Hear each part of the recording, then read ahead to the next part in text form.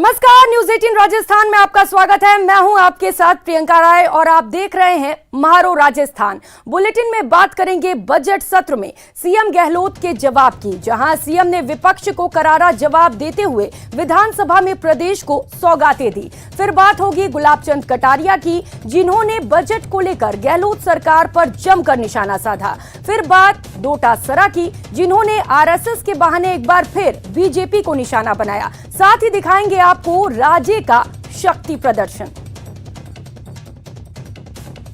तो चलिए सबसे पहले बात बजट पार्ट 2 की। बजट 2022 पर बहस के आखिरी दिन चर्चा के अंत में मुख्यमंत्री ने बहस पर जवाब दिया, साथ ही कई बड़ी घोषणाएं भी की हैं। तो तमाम बड़ी घोषणाएं मुख्यमंत्री अशोक गहलोत ने की है। उन्होंने कहा है नए जिलों के गठन के लिए कमेटी बनेगी, 6 महीने में कमेटी रिपोर्ट देगी। कई इलाकों में नए उप स्वास्थ्य केंद्र खोले जाएंगे। कई उप स्वास्थ्य केंद्रों को प्राथमिक स्वास्थ्य केंद्रों में क्रमोन्नत भी किया जाएगा। तो वहीं कई इलाकों में गर्ल्स कॉलेज खोले जाने का भी ऐलान किया गया है। चित्तौड़गढ़ के बेगू में नया उप परिवहन कार्यालय खोला जाएगा। त्वरित न्याय के लिए कई जगहों पर नए न्यायालय खोले जाएंगे। कई जगहों पर नए पुलिस थाने भी खोले जाएंगे। हर विधानसभा क्षेत्र में 10 करोड़ से नई सड़कें बनेंगी। जयपुर में 4 दीवारी क्षेत्र में 10 करोड़ के विकास कार्य किए जाएंगे। तो वहीं कई इलाकों में नए आईटीआई संस्थान भी खोले जाएंगे। तमाम बड़ी घोषणाएं बजट 2 में मुख्यमंत्री अशोक गहलोत ने की है। इसके साथ ही उन्होंने ये भी कहा है कि ई व्हीकल पर अब 31 मार्च तक छूट बढ़ा दी गई है। सहरिया कथोड़ी जनजातियों को 200 दिन का रोजगार दिया जाएगा। राजस्थान फाउंडेशन के और भी चैप्टर खुलेंगे। 10 करोड़ देने की भी घोषणा की गई है। जोधपुर के ओसिया में इंडस्ट्रियल एरिया बनाया जाएगा। किसानों के जैविक उत्पादों के विक्रय की भी व्यवस्था की जाएगी। कांस्टेबलों, नर्सिंग कर्मियों, होमगार्डों के मेस भत्तों में वृद्धि की जाएगी। कई उप तहसीलों को तहसीलों में क्रमोन्नत किया जाएगा। मेडिकल कॉलेज स्थापित करने को हमने लक्ष्य बनाया। एक चिकित्सा सेवाओं के विस्तार व आधारभूत ढांचे को मजबूत करने की दृष्टि से बीबीपुर, केड़ा, छोटा, निमलाई, भादरा, हनुमानगढ़ में नवीन उप स्वास्थ्य केंद्र खोले जाएंगे। माननीय अध्यक्ष महोदय, शिक्षा और खेल के अंदर इंग्लिश मीडियम स्कूलों में प्री प्राइमरी बाल वाटिकाएं आरंभ करना प्रस्तावित है। आगामी वर्ष प्रथम चरण में 1000 विद्यालय में प्री प्राइमरी बाल वाटिकाएं आरंभ की जाएगी। इसमें एनटीटी कोर्सेज किए हुए अभ्यर्थियों को प्राथमिकता दी जाएगी। इस पर 50 करोड़ रुपये वार्षिक खर्च होंगे। प्रदेश में असंगठित क्षेत्र के मजदूरों, कामगारों, रेहड़ी व ठेले वालों तथा परंपरागत व्यवसाय से जुड़े कारीगरों की दक्षता विकास एवं समग्र कल्याण हेतु लेबर वेलफेयर बोर्ड का गठन किया जाना प्रस्तावित है। के एमडीएम चिकित्सालय, उमेद चिकित्सालय व कमला नेहरू वक्ष सह चिकित्सालय, उदयपुर के टीबी बड़ी चिकित्सालय, खिमा गडारा चिकित्सालय व सुंदर सिंह भंडारी चिकित्सालय, अम्बा माता, अजमेर के जेएलएन चिकित्सालय व जना चिकित्सालय, तो झालावाड़ के एसआरजी चिकित्सालय में 27 करोड़ लागत से सीवरेज ट्रीटमेंट प्लांट स्थापित किए जाएंगे। प्रदेश की कानून व्यवस्था को और अधिक सुदृढ़ करने के लिए केला देवी सपोटा, करौली व विराटनगर, जयपुर में पुलिस उप अधीक्षक कार्यालय खोले जाएंगे। बगड़, तिराया, रामगढ़, अलवर, जसोल, पचपदरा, बाड़मेर, सिरोही, सदर सिरोही, अल्जीसर, मंडावा, मेहाड़ा, खेतड़ी, झुंझुनू, माधवराजपुरा, चाकसू, जयपुर, मामचारी, सपोटरा, करौली एवं नाचिरदा, देवली टोंक में नवीन पुलिस थाने खोले जाएंगे। इन सेवा समय को ये तक police constable, head constable, jail प्रहरी, होमगार्ड के आरक्षी, नर्सिंग स्टाफ, आबकारी विभाग के कार्मिकों आदि को दे मेज भत्ते की राशि में 1 अप्रैल 22 से 10% की वृद्धि की जाएगी।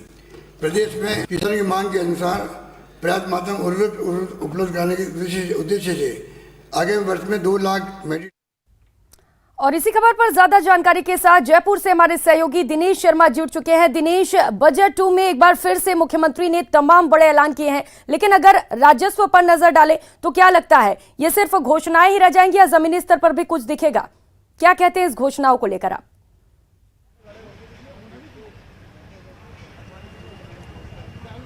आप बिल्कुल देखिए, बड़ी घोषणाएं की गई है और लगातार घोषणाएं की जा रही है मुख्यमंत्री की ओर से। ये सवाल विपक्ष की ओर से भी उठाया गया था सदन में कि आखिर ये घोषणाएं पूरी कैसे होंगी, तो इसका जवाब भी दिया मुख्यमंत्री ने अपने रिप्लाई में और ये कहा कि ये चिंता मुझे करनी चाहिए, जो चिंता मुझे करनी चाहिए वो चिंता विपक्ष कर रहा है। ये कहकर उन्होंने विपक्ष का मुंह बंद किया और ये कहा कि जो भी बजट में घोषणाएं की गई है वो हर हाल में पूरी होंगी। पिछले सालों में भी जो घोषणाएं की गई सरकार की ओर से, वो सभी घोषणाएं जो है वो पूरी की जा रही हैं। तो कई जो है आज भी कई बड़ी घोषणाएं देखने को मिली है। अगर खास बात करें तो हर क्षेत्र में, चाहे वो चिकित्सा हो, शिक्षा हो, कृषि का क्षेत्र हो या सड़क हो, बिजली हो, पानी हो, हर क्षेत्र में जो है आज भी मुख्यमंत्री ने घोषणाएं की है। खासतौर से वो घोषणाएं जो बजट में छूट गई थी और बजट बहस के दौरान विधायकों ने वो मांगे रखी थी अपने अपने क्षेत्रों की, तो उन मांगों को शामिल करने का प्रयास किया गया है और एक तरीके से विधायकों को संतुष्ट करने का प्रयास यहाँ पर किया गया है मुख्यमंत्री की ओर से। लंबा जो है वो भाषण रहा मुख्यमंत्री का और उन्होंने इस दौरान जो है वो तंज कसे, केंद्र सरकार को भी आड़े हाथे लिया, यहाँ पर भाजपा को भी आड़े हाथ लिया। कई मसलों को लेकर उन्होंने जो है वो हमले बोले। ये कहा कि केंद्र सरकार जो है वो पैसा नहीं दे रहा है, राज्यों की अगर बात की जाए तो हिस्सेदारी जो है वो लगातार कम की जा रही है।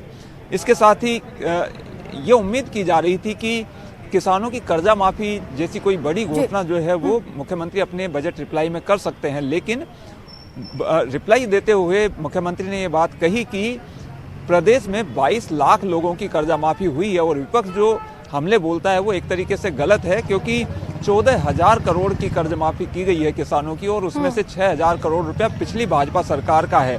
साथ ही ये कहा कि केंद्र सरकार को प्रस्ताव राज्य की ओर से भेजा गया है कि जिन किसानों ने कमर्शियल बैंकों से ऋण लिया है उनकी भी कर्जा माफी हम करने को तैयार है, लेकिन एक प्रस्ताव जो भेजा गया है, राज्य अपनी ओर से हिस्सेदारी देने को तैयार है, लेकिन अब गेंद जो है वो केंद्र सरकार के पाले में है। इसके साथ ही एक बड़ी घोषणा बजट में की गई थी मुख्यमंत्री की ओर से, पुरानी पेंशन बहाली कर्मचारियों की जो मांग चली आ रही थी लंबी, वो जो है मानी थी और ये बड़ी घोषणा की थी।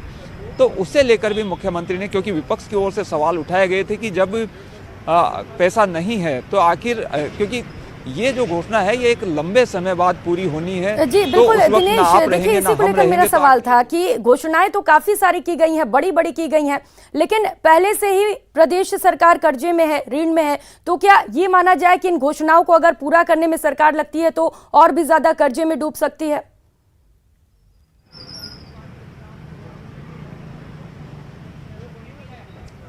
बिल्कुल, देखिए घोषणाएं बड़ी की गई है और लगातार बड़ी घोषणाएं की जा रही है, इसमें कोई दो राय वाली बात नहीं है। लेकिन जब भी ये सवाल पूछा जाता है सरकार से कि आखिर ये घोषणाएं पूरी कैसे होंगी, पैसा कहां से आएगा, तो उस पर कोई जवाब नहीं दिया जाता है। आज भी विपक्ष की ओर से सवाल उठाया गया था और ये कहा गया था कि जब भी मुख्यमंत्री अपना रिप्लाई दे तो उसमें ये बात बताएं कि पैसा आखिर कहां से आएगा। लेकिन मुख्यमंत्री की ओर से केवल इतना कहा गया कि ये चिंता जो है विपक्ष को सरकार पर छोड़ देनी चाहिए।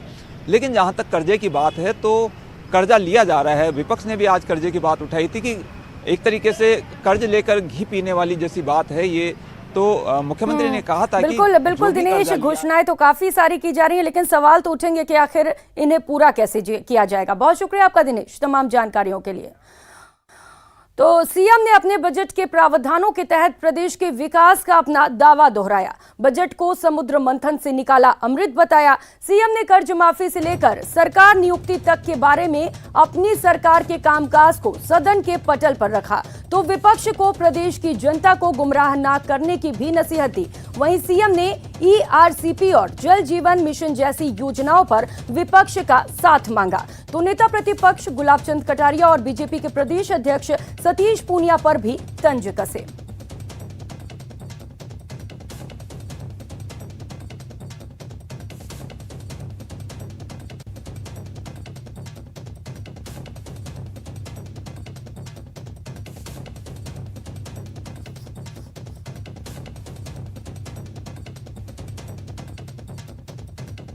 बीच बार बोल गए कैसे लागू होगा, पैसा कहां से आएगा। मैं आपका आभारी हूं, जो चिंता मुझे मेरे साथियों को करनी चाहिए वो चिंता आप कर रहे थे, आप कर रहे थे। पैसा कहां से आएगा, पैसा कहां से आएगा, लागू कैसे होगा, ये हो ही नहीं सकता, लागू असंभव है। अब ये चिंता तो हमें करनी चाहिए, हम सरकार में हैं, हमने बजट पेश किया है, वो चिंता भी आप कर रहे हो। इसलिए मैं जरूरी समझता हूँ आपको भी, तमाम सदन के साथियों को भी और प्रदेशवासियों को मैं कहूँ कि निश्चिंत रहें। बजट सोच समझ के बनाया गया है, मेहनत की गई है। 45,000 सुझाव आए हैं, 45,000 सुझाव आए हैं। हमने पब्लिक सुझाव मांगे, पब्लिक से भी, अलग अलग वर्गों से हमने बातचीत करी, NGO से भी करी, व्यापारियों से करी, उद्यमी से करी, एक्टिविस्ट से करी, धर्मगुरुओं से करी। जिसके सुझाव आए छात्रों से, नौजवानों से, बेरोजगारों से, कर्मचारियों संगठनों से, तब जाकर के ये अमृत के रूप में निकला बजट, अमृत के रूप में निकला बजट। हम बार बार रिक्वेस्ट कर रहे हैं, योजना आपने बनाई है, उसको हम पूरा करना चाहते हैं। 13 जिले की बहुत महत्वाकांक्षी योजना है, हमसे उसके ऊपर तक करने का मैं भी आपसे रिक्वेस्ट करूंगा, नेता प्रतिपक्ष से और अध्यक्ष भी आपकी पार्टी के, कि 25 MP दिए राजस्थान की जनता ने आपको, 25 MP दिए। कोई बोल नहीं रहा वहाँ पर ARCP के बारे में। मंत्री आपके मित्र हमारे जोधपुर से ही हैं, इस विभाग के, कोई चिंता ही नहीं उनको, तो कोई चिंता नहीं है। क्या वो ये नहीं कह सकते प्रधानमंत्री जी को कि राजस्थान का मामला है, 16 योजनाएं पहले से परियोजनाएं बनी हुई राष्ट्रीय स्तर की, इसमें हमें दिक्कत क्या आ रही है? क्या प्रधानमंत्री उनकी बात नहीं सुनेंगे? और कहीं नहीं तो क्या होगा? ये स्थिति है। उधर बजट बहस पर मुख्यमंत्री के जवाब से पहले नेता प्रतिपक्ष गुलाब चंद कटारिया ने क्या कहा, और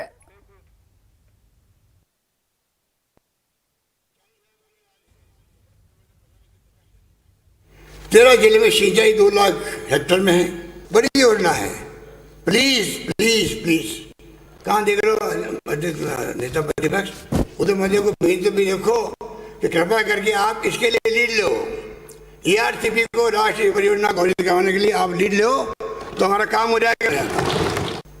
क्या एक पब्लिक में भी, यहाँ भी, तो फिर परिणाम आप 22 लाख लोग धन्यवाद क्यों दे रहे हैं? तो ऑनलाइन है, कोई देख सकता है कि 22 लाख लोग कौन कौन है। वो 14,000 करोड़ में 6,000 करोड़ तो आपके वक्त का बाकी था, वो मैं चुकाया साथ में।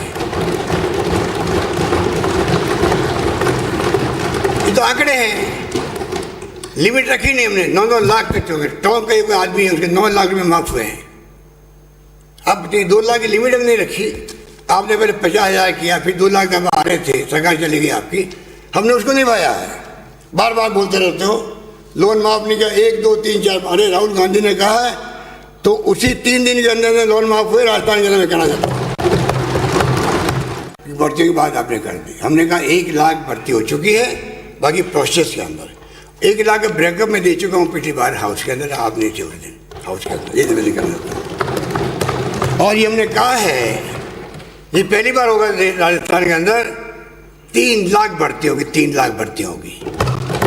1 लाख हो चुकी है, 1 लाख प्रोसेस के अंदर है, 1 लाख मैंने अनाउंसमेंट किया बजट के अंदर किया है, वो सब होके रहेगी। ये चिंता वाजिब है आपकी। जो रीट के अंदर हुआ ऐसी घटना आपके वक्त में हुई 3 बार, केंद्र सरकार के मंत्रालय में हुई है, डिफेंस में हुई है, यूपी हो चाहे बिहार हो चाहे गुजरात हो, सब जगह हुई है। जो हालात जैसे बन गए हैं, जो माहौल बन गया है, उसमें लोगों में फ्रस्ट्रेशन आ रहा है, युवाओं के अंदर भी हाहाकार बचा हुआ है बेरोजगारी का लेकर के। हमें चिंता करनी चाहिए सब कुछ। ये क्यों ऐसी गैंग पैदा हो रही है? आंकड़े तो कोई खड़ा होकर पढ़ सकता है। पिछली बार में हम ऐसे ही किया, खूब कटाश किया हमारे ऊपर, ताली बजाते होता कुछ नहीं, होता कुछ नहीं। तो फिर हमारे 85% बजट लागू कैसे हो गए राजस्थान के अंदर? जवाब है आपके पास में।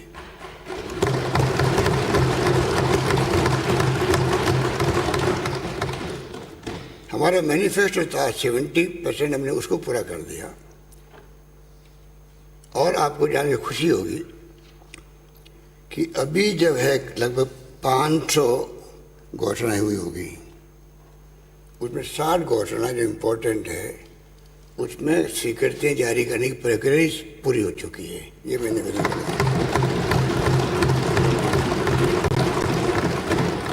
ये मेरा 9वां बजट है। और हर बजट में अपन बैठते हैं आमने सामने, आप आंकड़ों का खेल खेलते हैं।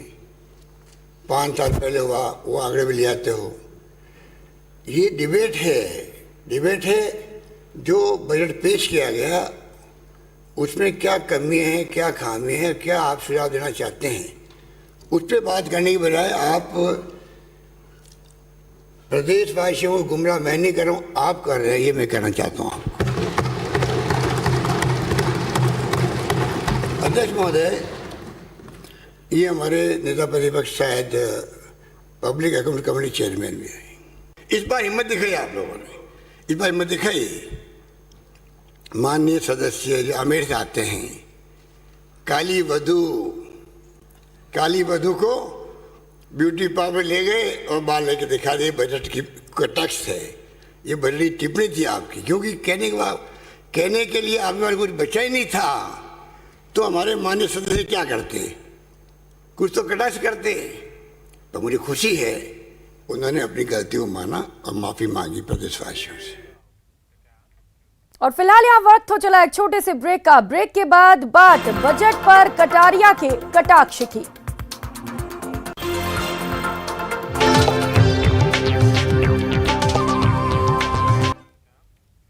ब्रेक के बाद आप सभी का स्वागत है। खबरों में आगे बढ़ेंगे। बजट बहस पर मुख्यमंत्री के जवाब से पहले नेता प्रतिपक्ष गुलाब चंद कटारिया ने बजट घोषणाओं पर सवाल उठाए और सरकार पर चुन चुन कर वार किए।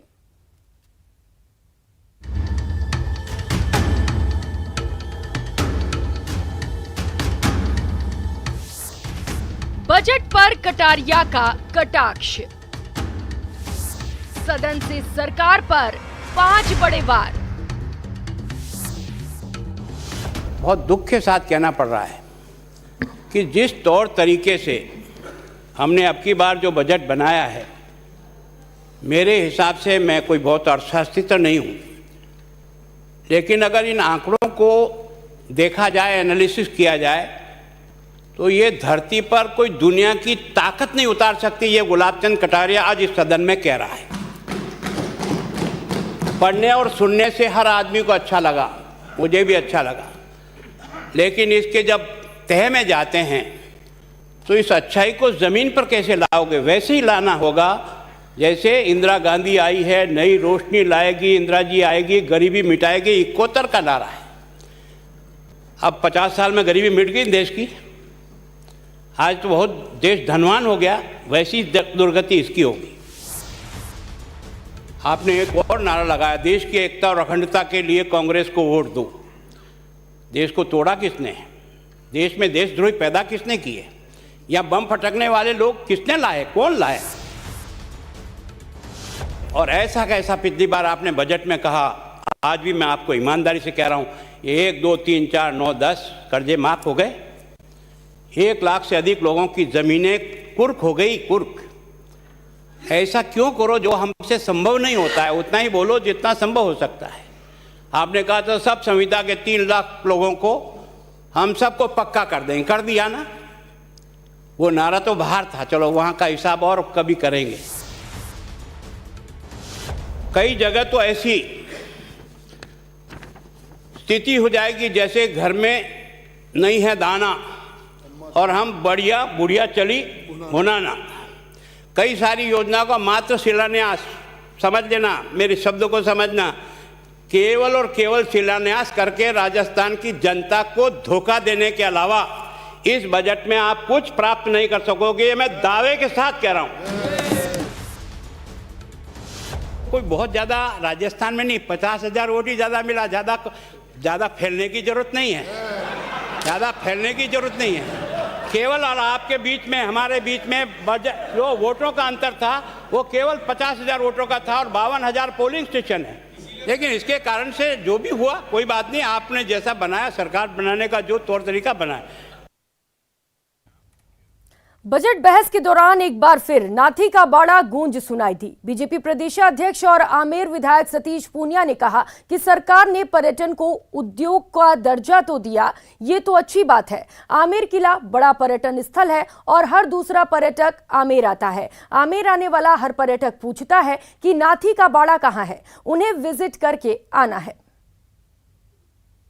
दुनिया का हर तीसरा पर्यटक आमेर किले में आता है और वहां गाइड से पूछता है कि वेयर इज नाथी का बाड़ा, आई वांट टू विजिट।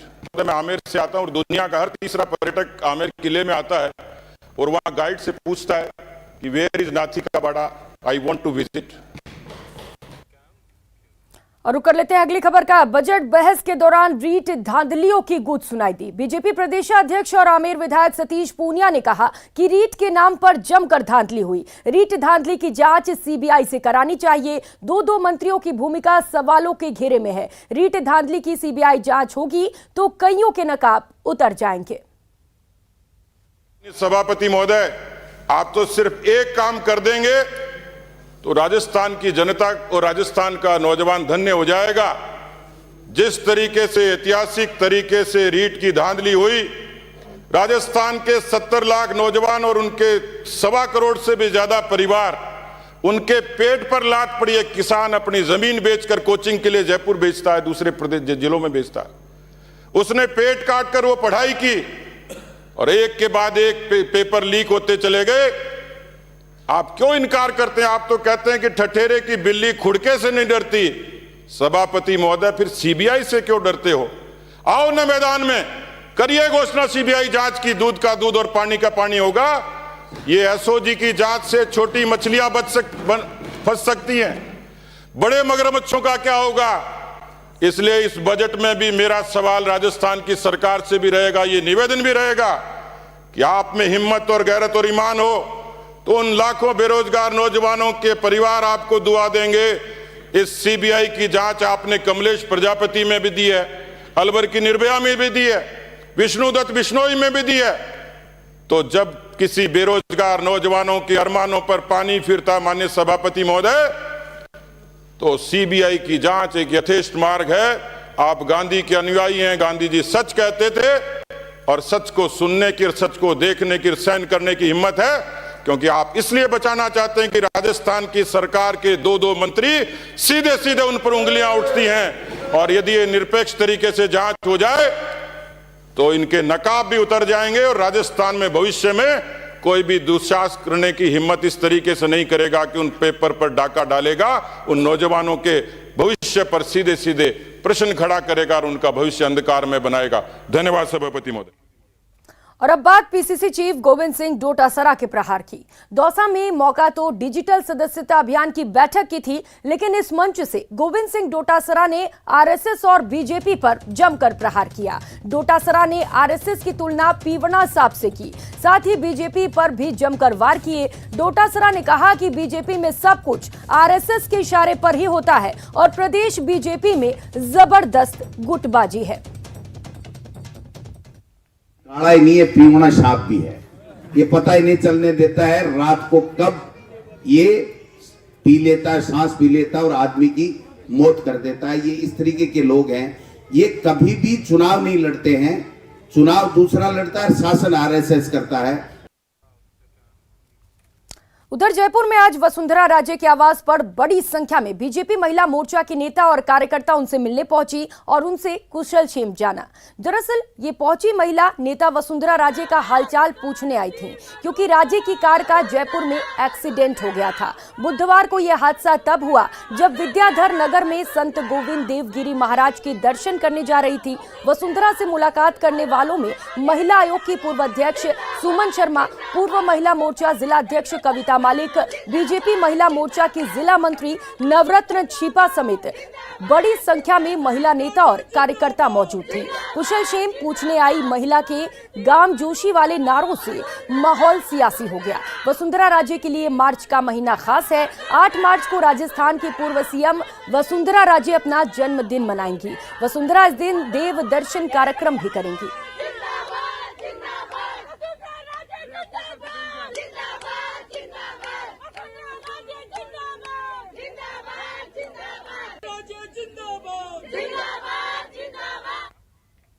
और फिलहाल यहाँ वक्त तो चला एक छोटे से ब्रेक का। बुलेटिन में आगे देखिए यूक्रेन से लौटे छात्रों से पीएम का संवाद।